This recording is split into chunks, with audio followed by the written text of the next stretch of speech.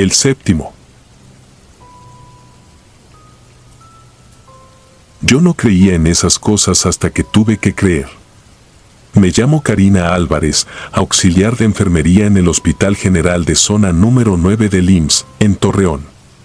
Año 2019.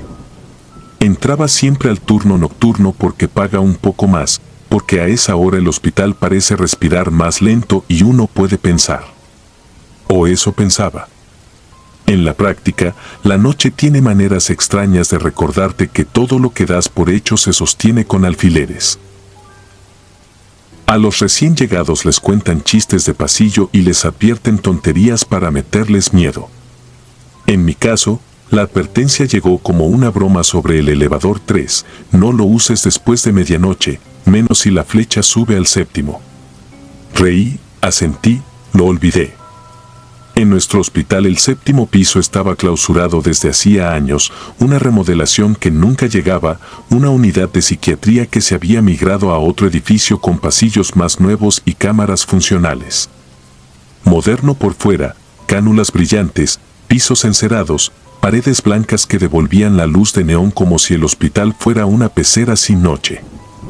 Y, sin embargo, a veces, cuando el reloj caía por debajo de las 3, el silencio se instalaba con un peso húmedo y el tiempo parecía volverse techo bajo. Aquella madrugada me tocó doble turno. A las 2:37 me dieron la orden de subir un expediente al archivo clínico temporal del 5º piso. Era un sobrepardo sellado con etiqueta roja, interconsulta y notas postoperatorias, apellido del paciente escrito con letra apretada, Rangel Salas. Nada raro, salvo que el radiólogo insistió en que subiera yo misma el sobre, decía que se había pedido custodia. Custodia de papeles, pensé, mientras me servía café en un vaso de unicel y lo dejaba enfriar en el borde del carro rojo. En la bitácora de enfermería sellé la hora, la firma y la clave del servicio y caminé al vestíbulo. Los 3 elevadores dormían como monolitos, luces verdes arriba, el zumbido profundo de los motores casi imperceptible. Toqué el botón del 3 porque era el único que respondía rápido cuando todo estaba callado. La pantalla marcó que bajaba. Me miré en la puerta de acero, ojeras, cubrebocas colgando del cuello, el cabello recogido con una liga floja. Sentí en el bolsillo el peso del sobre. A las 2:45 se abrieron las puertas, vacía la cabina, luz blanca, olor a desinfectante. Entré y presioné el 5. El elevador respondió con ese movimiento que te acomoda los órganos. Respiré hondo. Quería terminar, llevar el sobre, regresar a la estación, sentarme 5 minutos a escuchar el compresor del aire como lluvia. El panel saltó directamente del 2 al 6. Sonreí sin ganas, error de lectura. A veces se salta un número. Solo que no se detuvo, subió al 7 y encendió el foco ámbar del 7 con un clic que se me clavó en la piel. No había presionado ese número. No había nadie más. Noté que tenía el dedo aún plantado en el 5, marcando un hoyuelo en el plástico como si eso pudiera revertir algo. Se abrieron las puertas. El pasillo del 7º piso estaba oscuro, pero no negro. La luz venía de lejos, una lámpara de emergencia parpadeando en un ritmo irregular. Las paredes eran del mismo blanco del resto del hospital, solo que el blanco tenía memoria, manchas tenues, una línea gris donde antes había estado pegado el nombre de algún servicio, el fantasma de un letrero retirado a prisa. Del techo bajaban cables embolsados con cinta, como venas tapadas. Olía a cloro y algo más, un olor rancio que te golpea despacio, como si saliera de detrás de los muros. Quise cerrar las puertas y volver a bajar. Toqué el botón de cerrar y la cabina no reaccionó. El panel no mentía. 7. Decidí no salir. Apoyé la espalda contra la barandilla cromada. Pensé en la bitácora, nadie creería que el elevador subió solo. En ese pensamiento estaba cuando escuché el primero de los sonidos. No era un lamento ni una voz clara, era el rozar de ruedas de camilla sobre piso encerado, lejos, deteniéndose cada tantos segundos como si alguien empujara con desgano.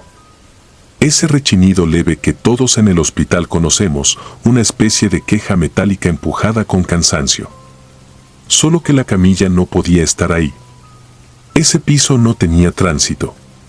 No había pacientes ni personal asignado.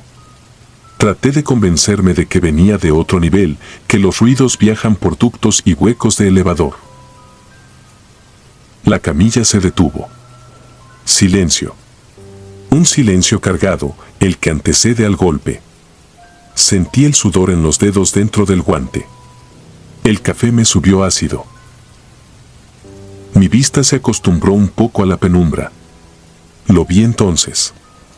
No era una figura completa, eran fragmentos de sombra que parecían desprenderse de la pared, cruzar el pasillo en diagonal y deshacerse a mitad del aire, como si la luz de emergencia los masticara. No eran formas humanas definidas y, sin embargo, tenían intención, aparecer, desaparecer, volver. No di un paso. No quise saber qué era la esquina a la que no llegaba la luz. El elevador seguía silencioso, como respirando conmigo. Toqué el botón de planta baja con fuerza suficiente para doler. Nada. Hubo otro sonido. Un chasquido seco, el de una puerta firme cerrándose más lejos. Luego, por fin, una voz, pero no como palabra sino como aire que arrastra una sílaba incompleta. No quise entender. No quise interpretar. Medí mi respiración, intenté que no temblara. Apreté el sobre contra el abdomen con el antebrazo, como quien cuida a un recién nacido. En el borde inferior de la puerta del elevador, la línea oscura del pasillo parecía una grieta. Un golpe, muy leve, casi un toque con los nudillos, sonó del otro lado de la cabina, como si alguien hubiera golpeado la pared contigua desde fuera. Pensé en llamar a vigilancia por el radio. Lo llevaba en la cintura, pero marcar a esa hora significaba llenar un formato, explicar, firmar. Elegí la cobardía, insistir. Cerrar, bajar, bajar, bajar. El elevador obedeció como si despertara. Las puertas se juntaron con la lentitud de una boca que mastica y la cabina descendió de golpe, descompensando el cuerpo.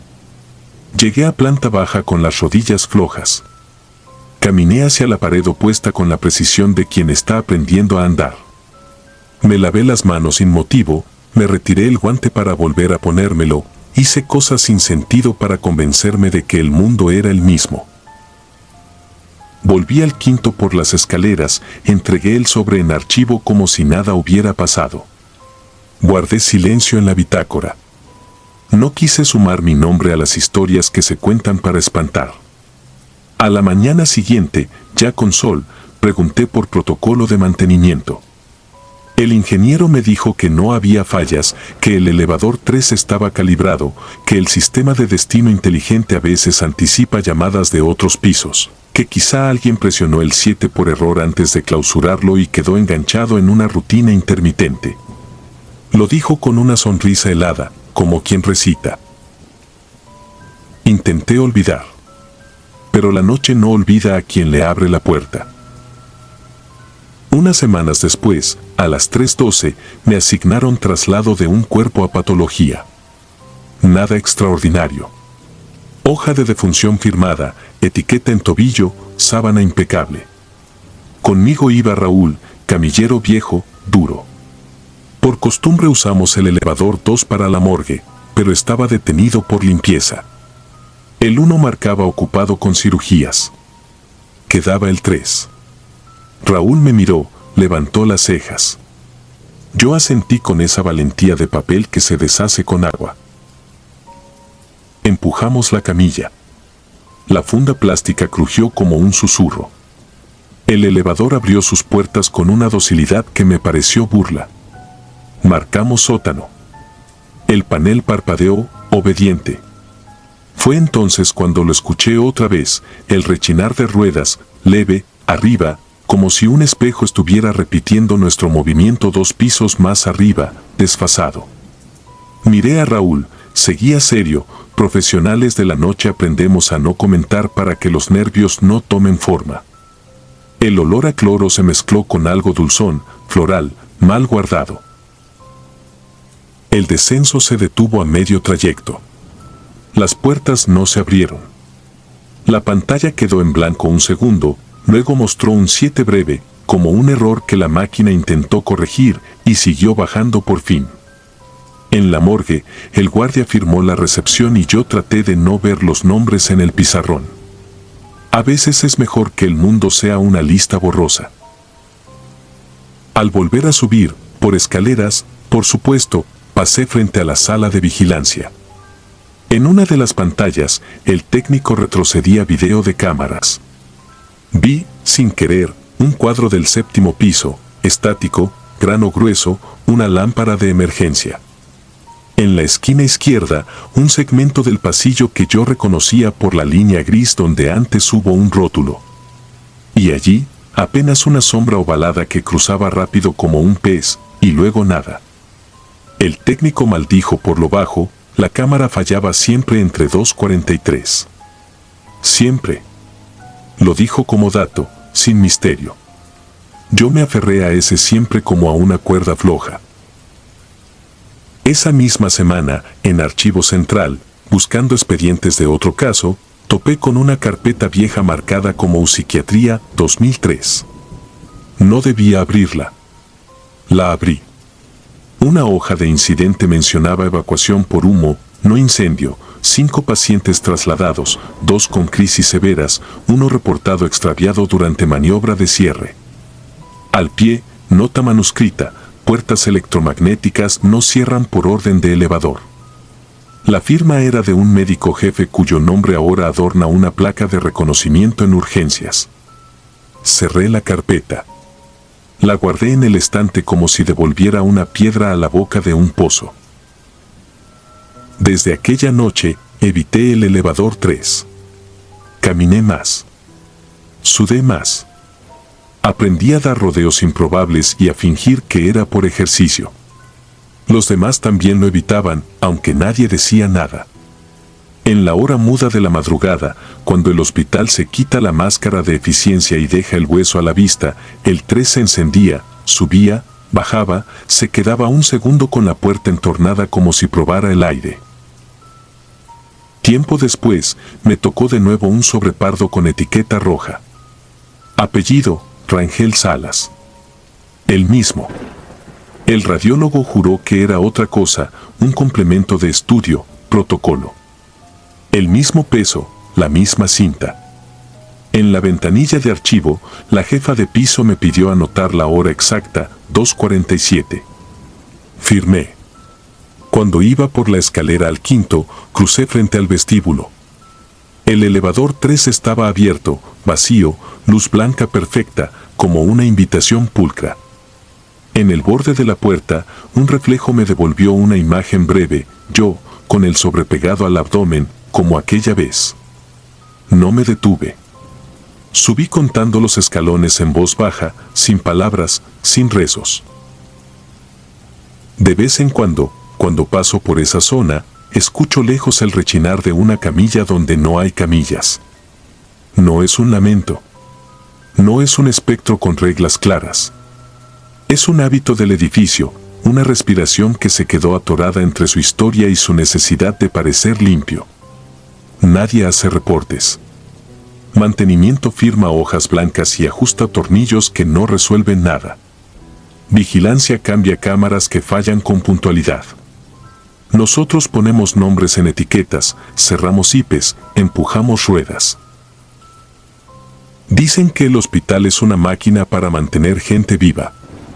A veces pienso que también es una máquina para que ciertas cosas no se vayan. El 7º piso, clausurado, sigue abierto hacia adentro. El elevador 3, calibrado, sigue sabiendo a dónde quiere llevarte. Y la morgue, con sus puertas pesadas y su frío útil, espera abajo como una conclusión lógica. Yo sigo trabajando. Sigo registrando horas y entregando sobres. Sigo evitando, con una disciplina que no cuento en voz alta, ese cubo de luz que a medianoche decide por ti. Si alguna vez vuelvo a subir al séptimo, que sea por error del sistema y no por voluntad. Si alguna vez lo hago, ojalá el hospital sea honesto y me muestre sin parpadeos lo que ya sé, que hay pisos que no se clausuran con candados, sino con silencio. Y que, a veces, las puertas de la morgue empiezan a abrirse arriba, donde las cámaras fingen dormir.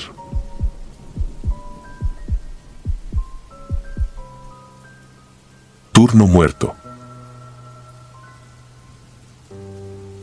Entré al Seguro Social por necesidad, no por vocación. Soy técnico de mantenimiento biomédico y, desde 2017, mis noches transcurrieron en el Hospital General de Zona número 50 de San Luis Potosí. Me aprendí de memoria el zumbido de los compresores, el parpadeo cansado de las lámparas del pasillo subterráneo, el olor agrio del desinfectante que nunca desaparecía por completo. Mi función era simple en apariencia: mantener vivas las máquinas que servían a los vivos y a las que atendían a los muertos. La morgue estaba al final de un corredor que se curvaba hacia la izquierda como si quisiera esconderla. Había un letrero metálico con letras azules, medio descascaradas, que decía patología, acceso restringido. Yo tenía una llave de dientes gastados y una tarjeta de proximidad que no siempre leía al primer intento. Adentro, el frío era una mordida seca, un golpe que te vaciaba los pulmones un segundo y te obligaba a respirar menos. A veces se oía el goteo insistente del deshielo programado, a veces no se oía nada. Las cámaras frigoríficas eran 3, alineadas como un armario gigante. Cada una tenía 4 gavetas de acero con corredizas que chirriaban cuando no se engrasaban. La 1 y la 2 estaban conectadas al circuito primario, con sensores redundantes y alarma sonora, la 3 a una línea auxiliar que se activaba en los picos de ocupación. Sobre la mesa de autopsias, cubierta por un vinil que se arrugaba en las esquinas, quedaba siempre una sombra de agua a pesar de secar. Las luces fluorescentes tenían una oscilación leve, apenas perceptible, que se marcaba más en la madrugada. Mi bitácora dice que todo empezó el 9 de diciembre de 2019, guardia nocturna, 23:40. Fui llamado porque la cámara 2 arrojaba una alarma de puerta entreabierta. Bajé con la radio al cinto, la linterna en el bolsillo y el sonido continuo de la UCI subiendo por las escaleras como un rumor marino. El lector me rechazó 2 veces, a la tercera, la puerta cedió.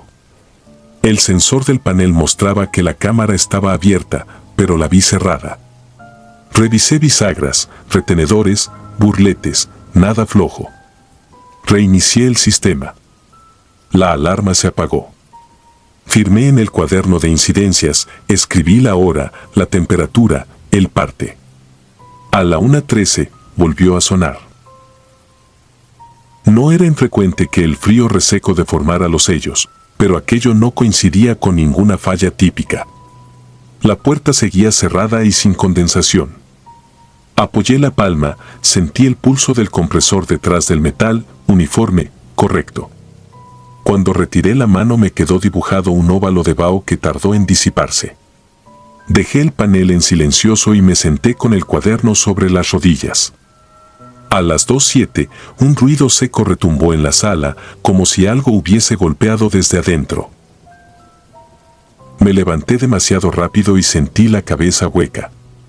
Abrí la cámara 2. Los rieles se quejaron.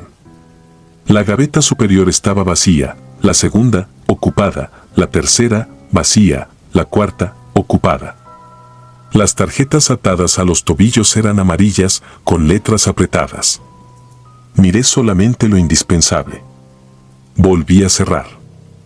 Apreté hasta escuchar el clic. Tomé un trapo, limpié la junta, pasé el dedo por el microinterruptor. Todo en orden. Cuando quité el dedo, la pantalla volvió a mostrar puerta entreabierta. Sentí el calor del enojo, ese de fallas que no se dejan entender. Volví a abrir, volví a cerrar. Silencio. Me quedé un rato apoyado en la mesa de autopsias, mirando el borde de agua que nunca desaparecía. No se lo conté a nadie. Quise atribuirlo al desgaste de la pieza, a la humedad, a la suma de rutinas que va venciendo a cualquier sistema. A los 2 días, la alarma se mudó a la cámara 1. La madrugada siguiente, a la 3. 5 noches después, el patrón ya era un mapa, siempre entre las 2 y las 4, siempre después de que yo recorría el pasillo de planta para revisar que los generadores estuvieran nivelados, siempre cuando la morgue quedaba sin nadie más que yo. Un auxiliar de intendencia, Víctor, me cruzó en el corredor y me dijo que últimamente le pedían subir a limpiar de día porque, de madrugada, allí sentía que lo miraban. Sonrió sin ganas, como para que sonara a broma. Yo asentí y no dije nada. Empecé a apuntar más que temperaturas y códigos. Hora exacta. Modelo del compresor. Luces encendidas o apagadas. Si había llovido. Si en urgencias había muchos ingresos. Si el ascensor de carga se demoraba. Agregué un detalle que me avergonzó escribir, pero que repetí con obstinación: el olor. El desinfectante era siempre el mismo, de notas cítricas, pero desde la primera noche del ruido, a las 3 en punto, se sumaba un rastro a metal mojado y a algo dulce que no pude nombrar. Duraba unos 10 minutos y luego se iba como si alguien cerrara una ventana invisible. Busqué antecedentes antiguos. En archivo me prestaron la carpeta de mantenimiento de 2001, una tormenta eléctrica, un salto de tensión, el banco de baterías que no respondió con la velocidad prevista. La anotación era sobria y técnica. A mano, entre 2 renglones impresos, alguien escribió una frase que no estaba en ningún protocolo. A oscuras se escucharon golpes de adentro hacia afuera. No había firma. Tampoco una explicación. Volví a leerla varias veces con el papel apoyado en mi mesa, sintiendo que no era mi trabajo interpretar aquello. Sin embargo, esa frase se me instaló detrás de los ojos. El 27 de diciembre decidí quedarme en la morgue en el horario maldito. No apagué nada. Me senté frente al panel, con la radio encendida, probando periódicamente el botón de prueba de alarma para asegurarme de que el timbre funcionara y que no fuera un capricho electrónico. A las 2:41, el olor regresó. A las 2:59, el golpe sonó desde la cámara 3, como un puño contra metal, distinto a cualquier vibración de compresor. Ni la radio ni el teléfono grabaron nada, solo mi respiración. Abrí la cámara 3 y retiré la primera gaveta con cuidado profesional, sin concederme la curiosidad morbosa que otros confunden con valentía. Dentro, más allá de la forma cubierta, vi la tarjeta atada a un tobillo. La tipografía era la misma de siempre, el sello azul, el folio. No me detuve. Empujé de nuevo. Cerré. Antes de retirar la mano, la gaveta regresó 2 centímetros sola, lo justo para que chirriaran las guías. Mi mandíbula se apretó al punto del dolor. La empujé de vuelta, con firmeza. Esta vez no cedió. El panel declaró satisfecha la puerta. El tic-tac de mis dedos contra el metal se convirtió en un hábito que no recuerdo cuando empecé. Esa noche descubrí otra cosa. Cada golpe coincidía con una oscilación leve en la red eléctrica del subnivel. Una caída mínima, apenas una pestaña, que no alcanzaba a disparar ninguna protección. Tomé el multímetro, me pegué al tablero, vi el baile de décimas. Seguí el cableado con los ojos y con la memoria. La morgue y el ascensor de carga compartían una derivación antigua que nadie había actualizado. Anoté el diagrama. Decidí que desconectaría el ascensor a las 2:50 del turno siguiente para ver si la oscilación desaparecía. No lo consulté con nadie. Hay decisiones pequeñas que se toman como si fueran un rezo silencioso. A las 2:48 del día 28 apreté el interruptor del ascensor. El tablero dejó de bailar. La morgue siguió llena de ese frío que entra por el puente de la nariz. Me acomodé en la silla de patólogo como si no me perteneciera. A las 3:01 la alarma gritó puerta entreabierta en la cámara 1. Me puse de pie sin pensarlo. Antes de tocarla, la manija hizo un amague, una vibración mínima que sentí en los dedos como una corriente baja. Abrí. La gaveta superior salió suave. La tarjeta del tobillo, visible como un pequeño rectángulo. Entonces noté el detalle que no había visto en años de entrar y salir. El vinil de la mesa de autopsias tenía ahora, bajo la capa de agua persistente, marcas como de uñas pasadas con desespero, líneas paralelas que no estaban ayer y que escoltaban el borde como si alguien, acostado ahí, hubiese arrastrado las manos. El zumbido de la radio me regresó a mí mismo. Cerré la cámara con una torpeza que me avergonzó. Las marcas no se borraron al pasar el trapo. Me incliné tanto que la frente me tocó el vinil. Aspiré el olor a metal y dulce. No era en la mesa, era en mis dientes. El frío se apretó.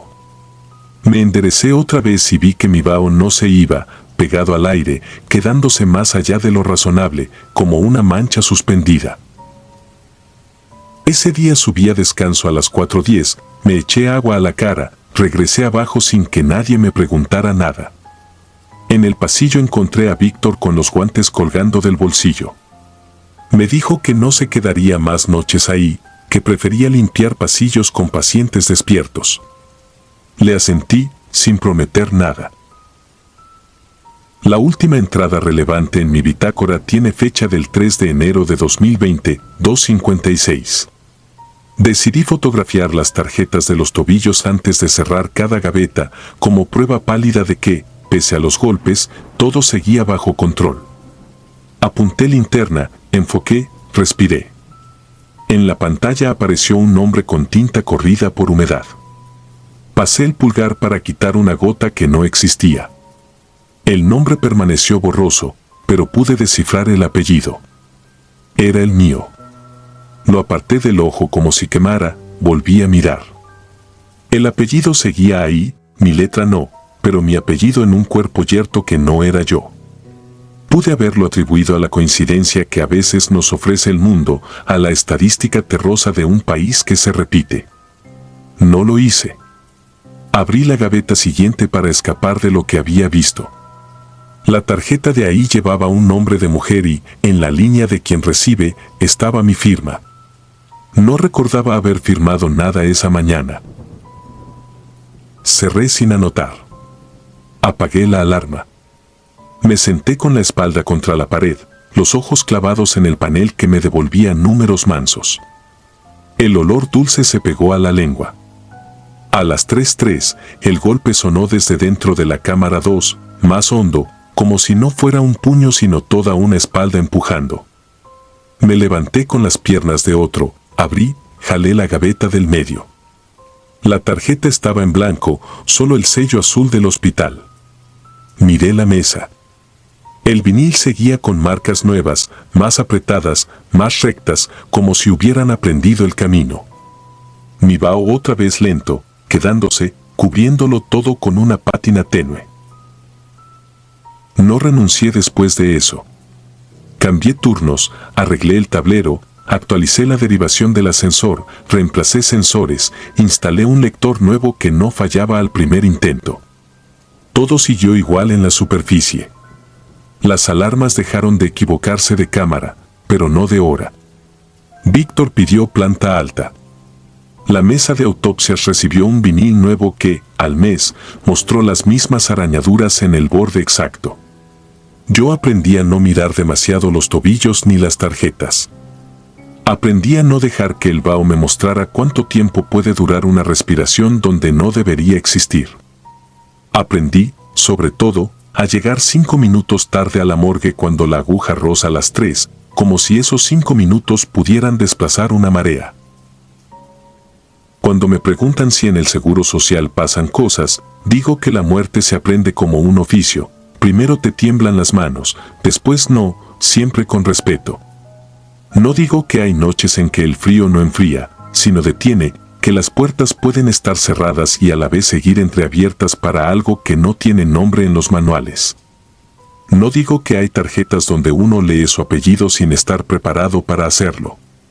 No digo que, algunos turnos, las máquinas que mantengo vivas hacen un esfuerzo por recordarme que, debajo del zumbido correcto, hay un ritmo viejo que no nos pertenece. Yo lo escucho. Y, a las 3 en punto, contengo la respiración, por si acaso. Antes de continuar, si disfrutas de mi contenido, deja tu like y suscríbete, ayudarías mucho. Y dime a qué hora te atreves a escuchar estas siniestras historias. Ahora, sin más interrupciones, continuemos. Pase de lista.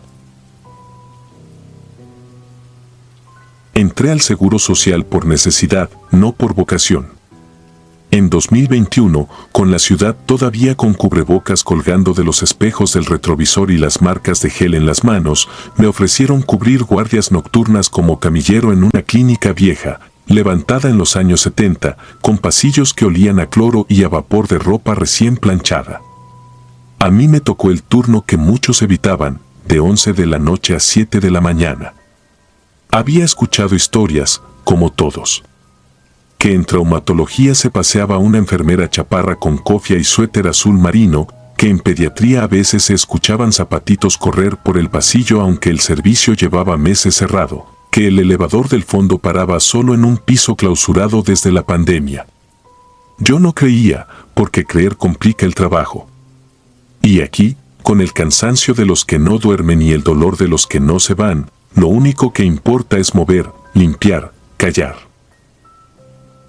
La primera noche la recuerdo por el ritmo del aire acondicionado y los pitidos de los monitores marcando el pulso de otros. Aprendí rutas que no estaban en ningún mapa. Del TRI a rayos X por la derecha, de urgencias al quirófano por detrás de la lavandería, del mortuorio al elevador viejo que se atora si alguien corre. Don Margarito, el intendente que conocía más secretos que los jefes de piso, me dijo que nunca entrara solo al ala de pediatría. No por fantasmas, aclaró con un gesto cansado. Por respeto. Allí cerraron cuando empezó lo peor, cuando el hospital necesitó cada cama y allí murieron demasiados. Me señaló una vitrina con juguetes olvidados, un yoyo opaco, un peluche desteñido, un cochecito sin llantas. Parecían vitrina de museo, pero sin placas, sin fechas.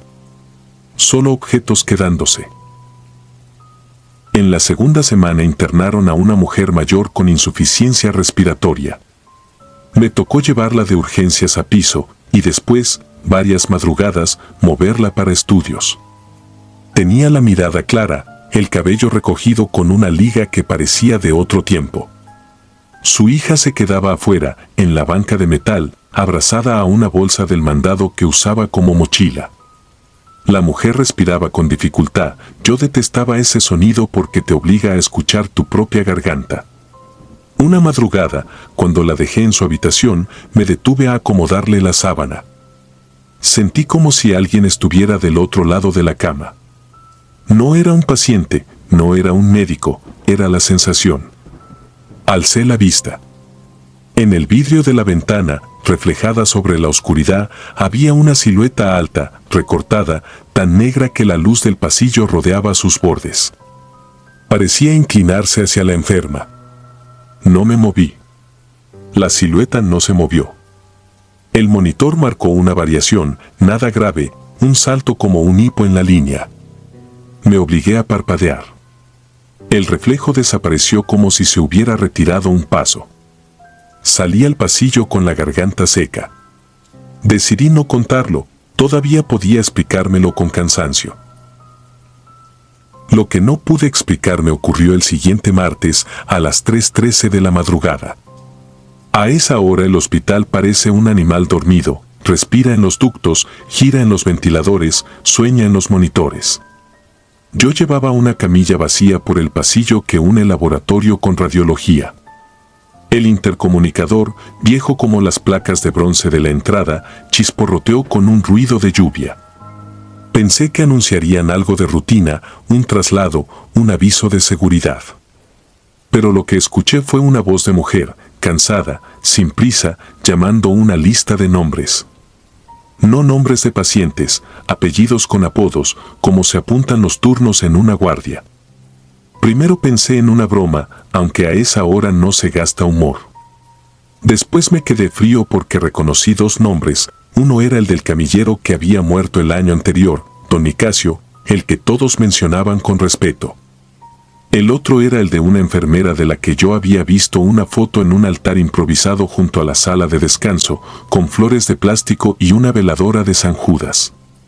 La voz los nombró y luego, con un silencio como paso de página, agregó uno que no conocía. Me quedé quieto, sosteniendo la camilla como si tuviera peso. El intercom se cayó. Caminé hasta el mostrador de enfermería. El guardia de bitácora dormía con el codo sobre la mesa. Las dos enfermeras que estaban de turno revisaban expedientes con la concentración que solo dan los madrugones.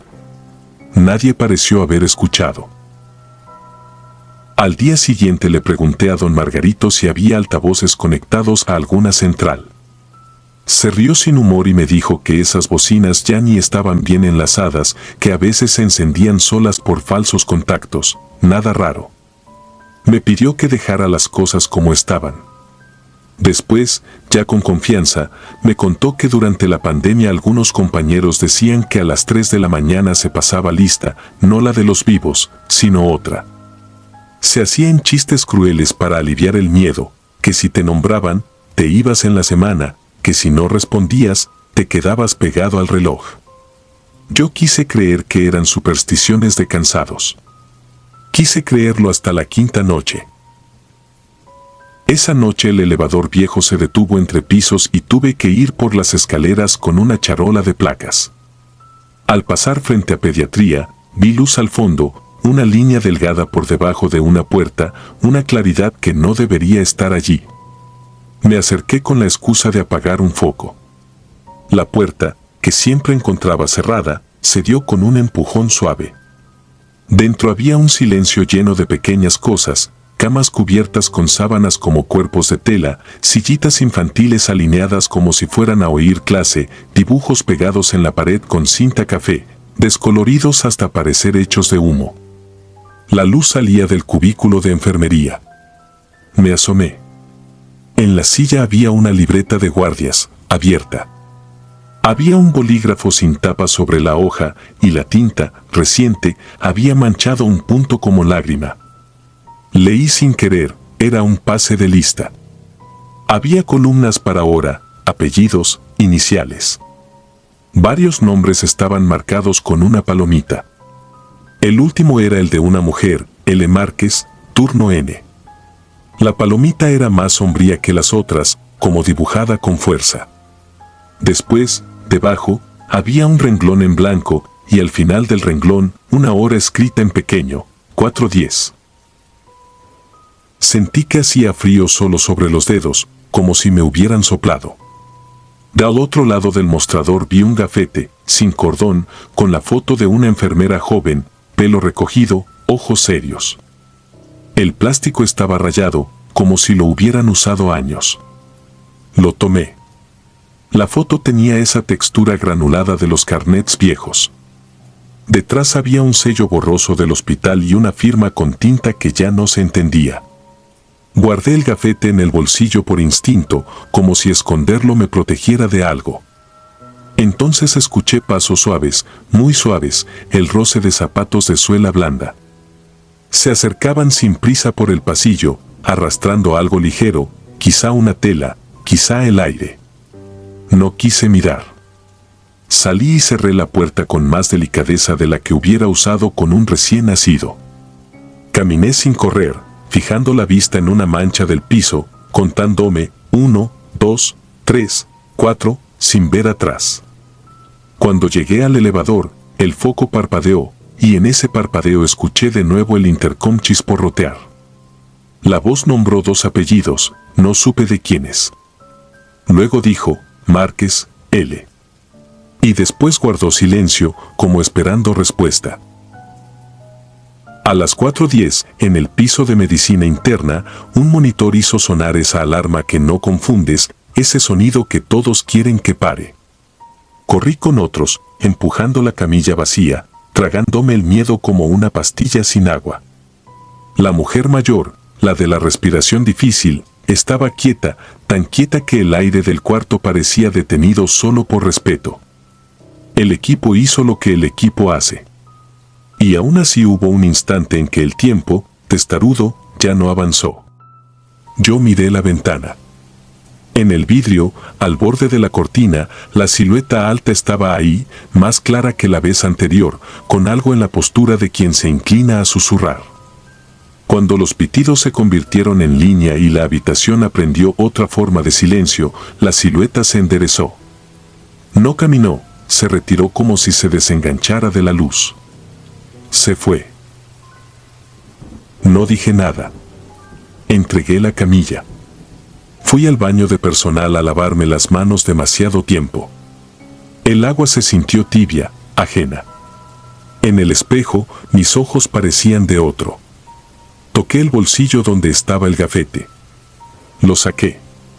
Quise dejarlo en objetos perdidos, pero temí el gesto. Al terminar el turno, pasé por administración fingiendo otro trámite. Pregunté si quedaban gafetes antiguos en algún archivo. La chica me miró con cansancio. Me pidió el nombre. Leí el del plástico. Buscó en una computadora que renqueaba.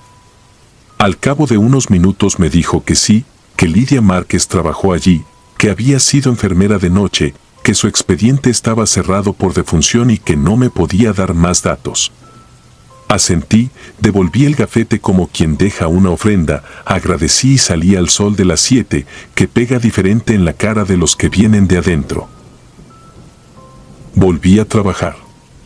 Eso es lo que uno hace. El hospital no te pide que creas, te pide que regreses. Con el tiempo evité pasar frente a pediatría, aunque a veces, si el elevador viejo insistía en detenerse en ese piso, escuchaba el murmullo de hojas pasar, un bolígrafo golpeando el borde de la libreta, el sonido apagado de una puerta que se cierra con la paciencia de quien sabe que tendrá que abrirla de nuevo. Nunca volví a oír con claridad la voz del intercom, pero algunos compañeros juraban que sí, que de madrugada se escuchaba un listado breve, sin consigna, sin respuesta. A mí me alcanzó con lo que vi. He intentado explicarlo con rutinas, con electricidad fatigada o con la sugestión de la hora. A veces funciona, como una venda. Otras no. En esas madrugadas, cuando el aire acondicionado emite un quejido largo y los pasillos quedan vacíos de pasos, el hospital parece tener memoria. No es memoria de papeles ni de expedientes, es otra cosa más simple y más obstinada, recordar los nombres como si fueran llaves. A los muertos los nombra para que no se vayan lejos, a los vivos, para recordarles que aquí también se queda algo. He llegado a pensar que por eso hay guardias que jamás aprendí a saludar. No están en los rosters, pero pasan revista. No firman, pero revisan camas, alisan sábanas, apagan luces que nunca encendemos. Y, si hace falta, llaman. Una madrugada, meses después, crucé el pasillo rumbo a rayos X. En una ventana vi, reflejada sobre la oscuridad, la orla de una cofia antigua, el hombro de un suéter azul marino, la curva de un cuello inclinado. No me detuve. Seguí. Dejé que el hospital fuera lo que es, un organismo que respira entre los vivos y los que no. Al regresar, dejé, sin mirar, una libreta nueva en la mesa de pediatría. No abrí la puerta. La empujé apenas, lo suficiente para que cupiera la libreta, y la solté como quien entrega un recado. Luego caminé con la cabeza baja hasta el elevador, contándome para no escuchar nada más. Ahora, cuando me preguntan si aquí se aparece algo, digo que no, que lo que pasa es que a veces se hace pase de lista 2 veces. Una con los que llegamos tarde, otra con los que ya no salen. Y si en la madrugada escuchas tu nombre y no hay nadie, lo mejor es apretar el paso, no por miedo a que te alcancen, sino por respeto a quien todavía tiene que terminar su guardia. Porque en el seguro, a ciertas horas, la noche pertenece a los que permanecen y el silencio no está vacío, está lleno de nombres que no se olvidan. Y alguien, desde algún cubículo que ya no existe, los va marcando con tinta oscura, uno por uno, sin prisa.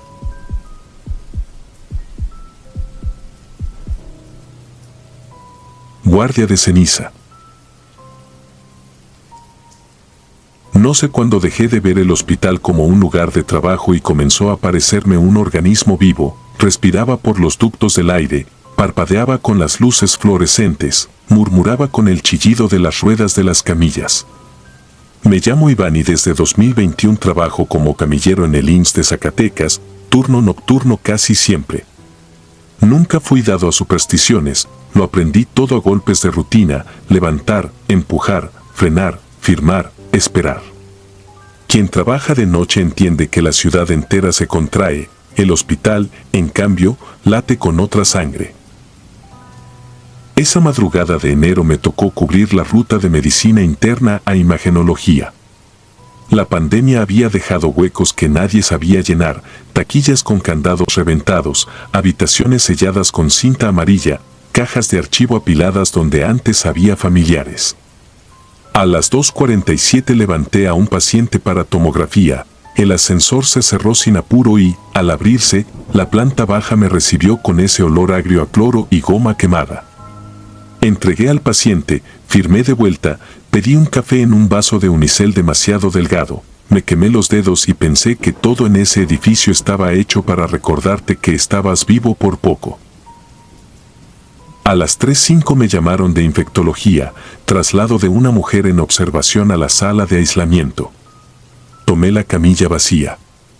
El pasillo de descenso estaba medio a oscuras, habían retirado 2 lámparas y el techo mostraba un rectángulo negro, como un párpado arrancado. No había nadie. Solo el zumbido del transformador y el pitido intermitente de un monitor perdido en algún cuarto. Fue allí cuando vi la primera sombra. No era una sombra, estrictamente, era el contorno de un niño de unos 5 años, parado junto al carrito de paro, a la mitad del pasillo. Se distinguía por el pijama minúsculo, azul clínico, por cómo los pies no tocaban del todo el suelo, como si estuviera 1 milímetro por encima. Pensé en un hijo de paciente, en un acompañante que se había dormido donde no debía. Llamé su atención con un chasquido leve, el niño giró la cabeza y, sin mirar realmente, echó a correr hacia la esquina que llevaba a archivo muerto. Empujé la camilla con un impulso torpe, las ruedas chillaron, la esquina se me vino encima. No lo alcancé. Quedó solo el corredor blanco y un foco que titilaba con esa paciencia cruel que tienen las cosas eléctricas cuando te toca el miedo de improviso. Mi radio tronó, me pidieron el traslado ya. La urgencia me devolvió la respiración. Seguí, dejé atrás esa esquina, hice mi ruta como si mis manos pertenecieran a otro cuerpo. La mujer de infectología pesaba poco, la piel le colgaba como una sábana mal tendida. No habló, respiraba con ese silbido de plástico y garganta. Camino a aislamiento volví a pasar por la esquina del carrito de paro. No había nadie, el foco ya no titilaba. Me prometí dormir esas 8 horas que llevaba debiendo. En el hospital, las promesas a uno mismo caducan antes de llegar a la puerta. A las 4:12 se fue la luz un instante. Un golpe seco, un apagón que no alcanzó a hacer, los generadores entraron y las máquinas se quejaron en coro. De inmediato, el sistema empezó a parpadear, sector por sector. A mí me quedó en sombra el primer tramo del pasillo de pediatría, clausurado desde hacía meses, nadie lo abría salvo mantenimiento, y solo durante el día. Del otro lado de la cinta roja, el vidrio de una puerta conservaba marcas de dedos diminutos, como niebla vieja. No sé por qué miré más de la cuenta, fue como oír tu nombre donde nadie te conoce. Volví a ver al niño. Estaba al otro lado de la cinta, quieto ahora, casi pegado al vidrio de la puerta. No llevaba cubrebocas, sus labios estaban resecos, partidos en una especie de línea que no terminaba de ser sonrisa. Tenía las orejas muy juntas a la cabeza, el pelo cortado al ras, los ojos oscuros, sin brillo. Levantó la mano, no para saludar, sino como pidiendo que me acercara. Sentí el impulso absurdo de cruzar el sello y decirle que no podía estar ahí, que esas áreas estaban cerradas, que su mamá debía estar preocupada. En vez de eso, apreté la radio, quise llamar a seguridad y solo salió estática. Cuando volví a mirar, no estaba. Tenía el corazón acelerado, el hospital había recuperado su ritmo y, de pronto, todo el ruido me pareció ajeno. En camillero se aprende a no cargar con lo que no te toca, sin embargo, hay noches que te escogen. A las 4:40 me enviaron a recoger un cuerpo a urgencias, era la tercera defunción de la noche, un hombre mayor sin familia presente. En el elevador, los números rojos treparon como un pulso enfermo. El cuerpo pesaba distinto, no era masa, era historia. Lo acomodé en la plancha metálica de la morgue con la práctica que te sale de los codos cuando no quieres que te tiemblen. Regresé por el corredor frío, la pared sudaba. Antes de volver a interna, me desvié. Caminé hacia pediatría clausurada, sin razón convincente. La cinta roja pendía floja, la pegatina se había despegado por una esquina. Empujé la puerta, se abrió unos centímetros, lo suficiente para dejarme oler el polvo guardado, ese aroma a cartón y alcohol viejo. No entré. Anoté mentalmente reportar el sello, di la vuelta. Y allí estaba el osito. Estaba tirado a medio pasillo, de pelaje beige, con una oreja arrancada, un ojo de botón colgaba de un hilo. Lo alcé por instinto, el peluche estaba húmedo, como si lo hubieran lavado y no secado. Tenía en el cuello una pulsera de hospital, esas de plástico que raspan, no tenía nombre, solo un código y una fecha borrosa. Me corrió un frío que no era del aire, 2020. Lo dejé donde lo había encontrado, sentí que ese objeto pesaba más de lo que aparentaba, como si el hospital le hubiera prestado un pedazo de su propia sombra. A las 5:10, en la estación de enfermería, vi a doña Elvira, la jefa de turno. Me observó con ese ojo clínico para detectar insomnios. Le conté poco, no por vergüenza, sino por respeto al silencio que guardan los de noche. Ella no se burló, dijo que en los apagones se suelta el archivo que no se firmó. Lo dijo sin risa, sin misterio, como quien señala una grieta y sigue su camino. De vuelta en mi ruta, decidí no doblar por pediatría. Tomé el pasillo largo del laboratorio. Las lámparas, aquí, tenían luz más blanca, todo crujía con honestidad. Caminé con la camilla vacía y, al pasar frente a la sala de curaciones, escuché el rodar de un balón pequeño. Me detuve, el sonido pasó de mi izquierda a mi derecha con un trazo perfecto. La puerta estaba entornada, empujé con 2 dedos, buscando el bloqueo magnético. No había nadie, pero un balón azul, del tamaño de una calabaza, se detuvo contra mi zapatilla, quedó allí, inmóvil, como si me mirara. Lo empujé de regreso con la punta del pie, el balón no obedeció ninguna física, rebotó una vez contra la pared y volvió hasta mi empeine. La radio tronó por fin, con un chasquido que saludé como se saluda al sol. Me pidieron subir a la terraza, un tanque de oxígeno se había quedado sin cambio. Subí por las escaleras exteriores, el aire cortaba, la ciudad amanecía a lo lejos con una línea naranja. Arriba, entre jaulas de cilindros y sombras de antenas, el hospital se sentía menos apretado. Respiré, recargué el tanque, apunté la hora. Al bajar, al llegar al descanso de la escalera, vi huellas minúsculas sobre el polvo metálico de la superficie, pies de niño, descalzos, alineados con una disciplina militar, subiendo y bajando como si hubieran pasado muchas veces, quizá esa misma noche, quizá cada noche. Entonces entendí que no se trataba de un susto suelto, ni de una broma del cansancio. Había un itinerario, una rutina paralela a la nuestra que se cumplía cuando nadie miraba. Me di cuenta de que yo había sido incorporado a ese trayecto, a esa ronda de algo que se repite hasta que alguien lo acepta. A las 6:02, el amanecer le arrancó color al hospital. El alba siempre hace que todo parezca más limpio de lo que es.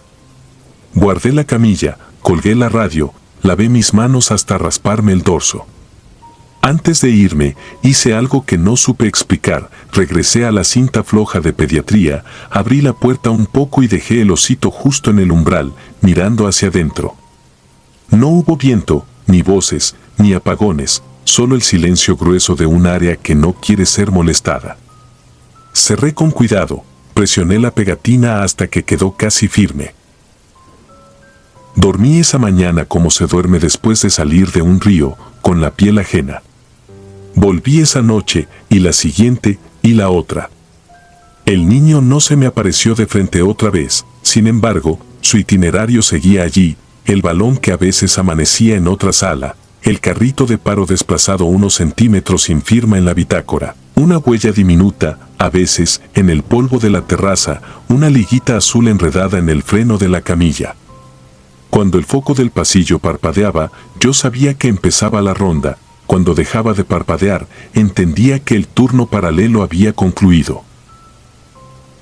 No quise averiguar nombres.